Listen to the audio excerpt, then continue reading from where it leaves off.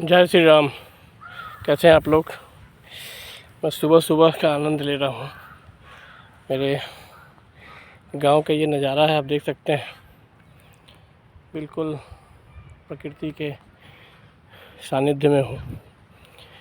देखिए, दिल्ली और नोएडा और गाज़ियाबाद जितने भी लोग हैं, वो लोग इस जगह पे आने के लिए कल्पना करते हैं या प्लान करते हैं कि कैसे हम उत्तराखंड और किसी पहाड़ी एरिया में जाने का उनका मन होता है कि थोड़ा सा स्वच्छ हवा मिल सके।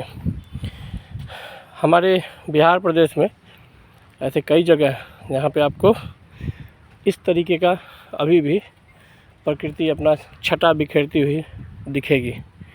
तो मेरा ये कहना है कि प्रकृति का दोहन करने के बाद और अफसोस करने तक जो स्थिति आती है, तो उसके लिए ज़िम्मेदार कौन है?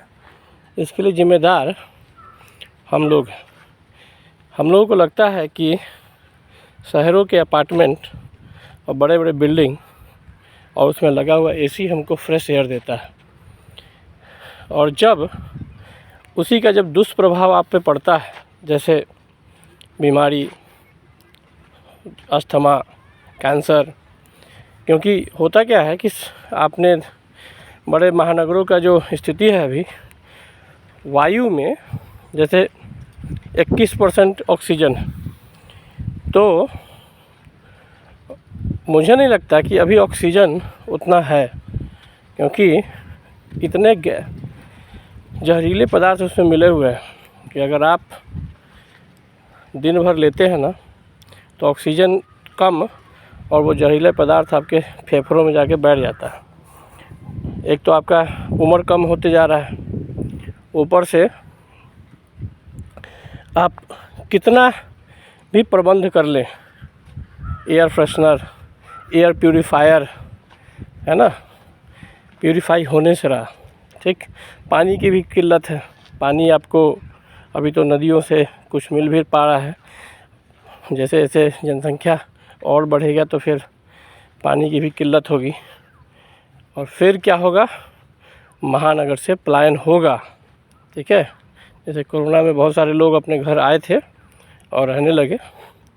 तो मेरा यही कहना है, भाई प्रकृति का दोहन उतना ही कीजिए जितना आपको ज़रूरत हो। और दोहन भी क्या करना है, अगर कोई ऑप्शन है आपके पास, ऑप्शन नहीं है तो रहना ही होता है शहरों में, ठीक है। लेकिन अगर आपके पास कोई विकल्प है तो उस विकल्प को चुनिए और अपने बच्चों को बचाइए, अपने परिवार को बचाइए।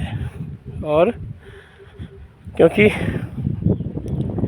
स्कूलिंग के नाम पर अभी लोग इस महानगरों में, शहरों में क्यों रहने लगे हैं, या छोटे शहर क्यों बनते जा रहे हैं? क्योंकि लोगों को लगता है, लोगों को और महिलाओं को लगता है कि हम बड़े बड़े शहरों में जाके अपने बच्चों का एडमिशन कराएंगे और वहाँ रहेंगे अपार्टमेंट में, और यहाँ बड़े बड़े मकान को छोड़ के लोग वहाँ जाते हैं। मेरा ये कहना है कि भाई अभी उसी स्टैंडर्ड के स्कूल आपके आसपास में भी मिल जाएंगे।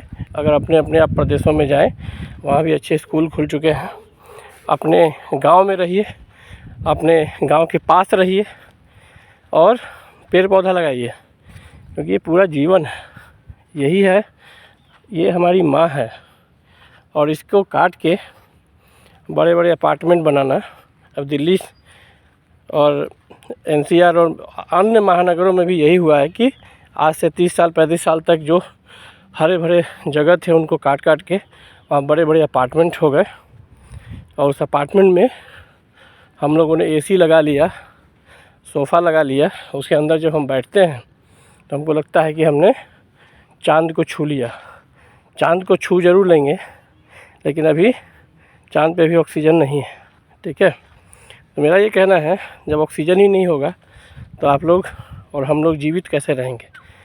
मानव जाति का जो विनाश है हम लोग खुद लिखेंगे और लिख भी रहे हैं। इसलिए मेरा ये कहना है कि प्रकृति के सानिध्य में रहने के लिए प्रकृति के साथ जुड़िए, पेड़ लगाइए और स्वच्छ वातावरण का आनंद लें, जैसे मैं अभी ले रहा हूँ। ठीक है, बहुत सारे लोग होंगे कहने वाले कि बाहर रहता था, कोई बात नहीं। आलोचना से कभी मत डरिए। आलोचना उसी का होता है जो कुछ ना कुछ अलग करता है, जिसको लोग देखते हैं। तो मेरा यही कहना है भाइयों, भारत एक प्रकृति प्रधान देश था और उसको बनाए रखें और प्रकृति का आनंद लें, जैसे मैं ले रहा हूँ। जय श्री राम।